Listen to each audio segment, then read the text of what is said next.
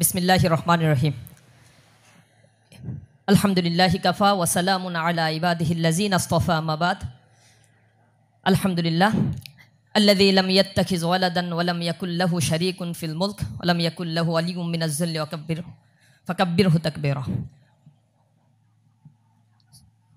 बांग्लादेश इस्लामी छात्र शिविर समृद्ध बांग्लादेश गড়ার लक्ष्यके सामने रेखे जे काफेला तरुण समाजेर अहंकार हिसेबे बांगलार এই জমিনে 1977 साल परवर्ती काज करे जाच्छे बांग्लादेश इस्लामी छात्र शिविर चट्टग्राम विश्वविद्यालय शाखार उद्योगे आयोजित आजकेर प्रथम वर्षेर शिक्षार्थीदेर निये फ्रेशार्स रिसिपशन एवं क्यारियार काउंसिलिंग प्रोग्रामेर सम्मानित सभापति आजकेर प्रोग्रामेर सम्मानित अतिथिबृंद एकान्त प्रिय शिक्षार्थी बंधुरा अस्सलामु आलैकुम रहमतुल्लाहि व बाराकातुहू। आल्लाह रब्बुल आलमीनेर दरबारे लाखो कोटी शुक्रिया आदाय करछि। दीर्घदिन परे आल्लाह रब्बुल आलमीन आमादेरके एमन आयोजन आपनादेरके साथे निये करार तौफिक दान करेछेन। फैसिबाद मुक्त नतून स्वाधीन एकटी बांग्लादेशे मुक्त स्वरे आमादेर निजेदेर कथागुलो आमरा आपनादेर सामने उपस्थापन करते पारछि। सेजন্য महान मुनिबेर दरबारे लाखो कोटी शुक्रिया आदाय करछि। रब्बाना लाकाल हामद हामदान कासीरान तय्यिबान मुबाराकान फीह। आल्लाह रब्बुल आलमीन आमादेरके आमादेर मेधागुलोके ए जातिर जन्य एकटी समृद्ध बांग्लादेश गड़े तोलार जन्य कार्यकर भूमिका राखार जन्य आल्लाह आमादेरके सेई तौफिक दान करुन। आल्लाह रब्बुल आलमीनेर काछे शुरूतेई सेई तौफिक कामना करछि। प्रिय बंधुरा आपनारा अनेक स्वप्न निये एमन एकटी विश्वविद्यालये भर्ती हयेछेन। बांग्लादेशेर लिडिंग यूनिभार्सिटिर मध्य अन्यतम एक यूनिभार्सिटी चिटागांग यूनिभार्सिटी। दीर्घ समय এই यूनिभार्सिटिर एक पथ चला रयेछे, एक बैक हिस्ट्री रयेछे এবং বাংলাদেশের পথিতদশা যে বিশ্ববিদ্যালয়গুলো রয়েছে যারা জ্ঞান বিতরণ জাতীয় রাজনীতি এবং আন্তর্জাতিক অঙ্গনে যারা নেতৃত্ব সাপ্লাই দিয়েছে মেধা সাপ্লাই দিতে সক্ষম হয়েছে এমনই একটি বিদ্যাপীঠে আপনারা মেধার স্বাক্ষর রেখে এখানে উপস্থিত হয়েছেন। আপনাদের ভবিষ্যৎ জীবনের প্রতি আমরা অনেক বেশি প্রত্যাশা করি। আল্লাহ রব্বুল আলমিনের কাছে দোয়া করি আল্লাহ রব্বুল আলমিন আপনাদের মাধ্যমে এই দেশটার কাঙ্ক্ষিত যে লক্ষ্য সেই পরিবর্তন সংগঠিত করুক। আল্লাহ রব্বুল আলমিন যেন আমাদের হৃদয়ে এই দেশের প্রতি একটি মমত্ববোধ ভালোবাসা এ দেশের সার্বভৌমত্বের প্রতি আমাদের লয়ালিটি যেন আল্লাহ রব্বুল আলমিন বাড়িয়ে দেন। প্রিয় বন্ধুরা আপনাদের কিছু প্রশ্ন রয়েছে, আমি প্রশ্নের উত্তর দিয়ে আমার কথার কিছু বিষয় হয়তো প্রশ্নের মধ্যেও চলে আসবে আর কিছু বিষয় আপনাদেরকে আমি দৃষ্টি আকর্ষণী দিয়ে আমার কথা শেষ করব ইনশাআল্লাহ। এক ভাই প্রশ্ন করেছেন বাংলাদেশ ইসলামী ছাত্র শিবিরে যুক্ত হওয়ার ক্রাইটেরিয়াগুলো কি কি, কোন ক্রাইটেরিয়া সম্পূর্ণ করতে না পারলে তার জন্য কোনো ছাড় বা কোনো সুযোগ আছে কিনা, উক্ত সংগঠনের ফান্ডিংয়ের অর্থ কি চাপ প্রয়োগ করে নেওয়া হয় নাকি স্ব উদ্যোগে দিয়ে থাকে। এখানে যুক্ত হওয়ার ক্রাইটেরিয়ার মধ্যে স্বাভাবিক কতগুলো ক্রাইটেরিয়া আমরা মেনটেন করি। এটা হচ্ছে আমরা ক্যাডার ভিত্তিক সংগঠন হওয়ার কারণে বিসিএস ক্যাডারে যখন আপনারা জয়েন করেন তখন একবারেই যেমন আপনাদেরকে সিনিয়র সচিব করে না, শুরুতেই প্রশাসনিক কর্মকর্তা করে এরপরে সহকারী সচিব সিনিয়র সহকারী সচিব এরপরে হচ্ছে যুগ্ম সচিব সিনিয়র যুগ্ম সচিব এরকম করে করে পদোন্নতি দিয়ে সিনিয়র সচিব পর্যন্ত নেওয়া হয় এবং এর মধ্য দিয়ে আপনার এক্সপিরিয়েন্স আপনার নলেজকে গ্যাদার করা হয় এবং ট্রেন আপ করা হয়।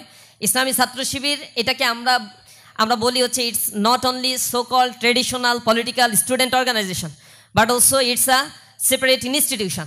এই ইনস্টিটিউশনের কাজটা হচ্ছে আপনাকে ট্রেন আপ করা, আপনাকে স্কিল্ড করা, আপনার মোরালিটি লয়্যালটি ইন্টিগ্রিটি সিনসিয়ারিটিকে ডেভেলপ করাটা হচ্ছে আমাদের অন্যতম একটা উদ্দেশ্য। এজন্য আমরা বলছি আমাদের ভিশনের মধ্যে সমৃদ্ধ বাংলাদেশ গড়ার লক্ষ্যে সদক্ষ দেশপ্রেমিক নাগরিক আমরা তৈরি করতে চাই। আর আমাদের লক্ষ্য এবং উদ্দেশ্যের মধ্যে আমরা বলেছি আল্লাহ রব্বুল আলমিন প্রদত্ত রাসূল করিম সাল্লাল্লাহু আলাইহি ওয়াসাল্লাম প্রদর্শিত বিধান অনুযায়ী মানুষের সার্বিক জীবনের পুনর্বিন্যাস সাধন করে আল্লাহর সন্তুষ্টি অর্জন করা। আমরা একটা রিফরমেশন চাই। হিউম্যান বিংয়ের মধ্যে যদি রিফরমেশন করা সম্ভব না হয় তাহলে এই মানুষগুলো হিংস্র পশুর মতো হয়ে যায়। তাদের যখন আনুগত্য পরায়ণতা না থাকে, তাদের মধ্যে যখন ডিসিপ্লিন না থাকে তখন সেই মানুষগুলো কার্যত মানুষ থাকতে পারে না।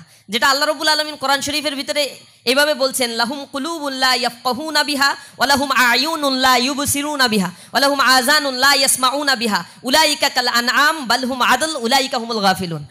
আমি যদি এই শব্দ ব্যবহার করতাম তাহলে অনেকে মাইন্ড করতেন যে আমাদেরকে আপনি পশু পাখির সাথে তুলনা করলেন। এটা আল্লাহ করছে তো এই কারণে এটা অনেস্টির সাথে আমি বলতে পারছি। আল্লাহ রাব্বুল আলামিন কতগুলো ক্রাইটেরিয়া দিয়ে বলছেন যে মানুষ হতে পারে এই ক্রাইটেরিয়াগুলো ফিল আপ করলে। তার মধ্যে লাহুম কুলুব লা ইয়াফকাহুনা বিহা, অর্থাৎ এর ইনভার্স রিলেশনটা হচ্ছে তাদের একটা অন্তর আল্লাহ রাব্বুল আলামিন দিয়েছেন, অন্তর দিয়ে আল্লাহকে উপলব্ধি করতে হবে, আল্লাহর সৃষ্টিকে উপলব্ধি করতে হবে, মানবতার জন্য তাকে নিজেকে নিবেদিত করতে হবে। লাহুম কুলুব লা ইয়াফকাহুনা বিহা।